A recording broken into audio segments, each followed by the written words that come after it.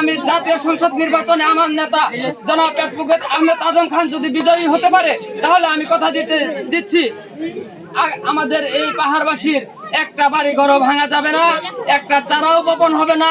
আগামী দিনে এই আটিয়া বনধ্যাদেশ বাতিল হবে ইনশাল্লাহ। অ্যাডভোকেট আহমেদ আজম খান যিনি ধানের শীষ প্রতীক নিয়ে আমাদের মাঝে আসছেন, আমরা সবাই জানি আমরা এই এলাকাটায় বিএনপি অধ্যুষিত, যার কারণে আমাদের এই রাস্তাঘাট গুলা হয় নাই আওয়ামী লীগ শাসন আমলে। আপনারা সবাই জানেন।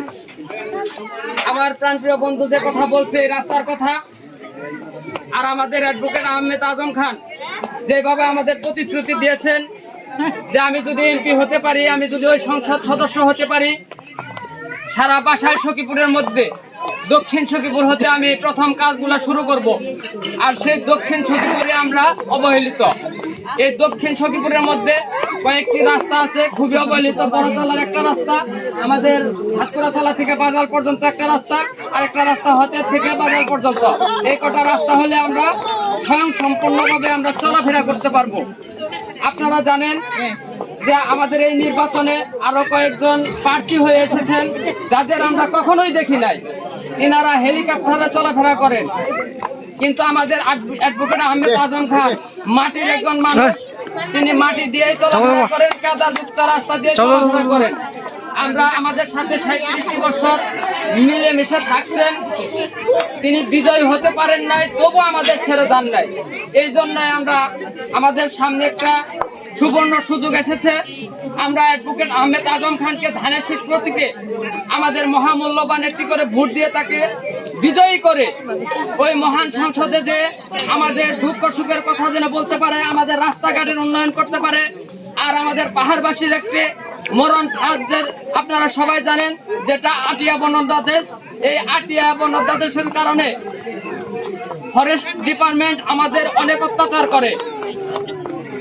গত 5 আগস্ট 24 সালের 5 আগস্টের পরে এই ফরেস্ট ডিপার্টমেন্ট আমাদের চড়াও হয়ে বাড়িঘর ভাঙার উদ্যোগ নিয়েছিল, কিন্তু আমাদের এই মহান নেতা সখীপুরে একটি বড় সড়ো করে একটি প্রোগ্রাম করে সেখান থেকে হুঁশিয়ার করে দিয়েছিলেন, আমার সখীপুরবাসীর একটি বাড়ি ঘরের মধ্যে হাত দেওয়া যাবে না। সেই প্রেক্ষিতে ডিএপুর থেকে শুরু করে আরো ঊর্ধ্বতম কর্তৃপক্ষ আমাদের নেতার সাথে বৈঠকে বসেছিলেন। সেখানে বলছিল যে আমরা বাড়ি ঘরে হাত দেব না, এটা তো বন বিভাগের জায়গা। কিন্তু তিনি বলছিলেন আগামী নির্বাচনের আগে আমার কোনো সখীপুরবাসীর একটি বাড়ি ঘর উচ্ছেদ করা যাবে না। তার প্রেক্ষিতে বন বিভাগের লোক কি বলছিল? তারা বলছিল তাহলে কি নির্বাচনের পরে আমরা এগুলাই করব?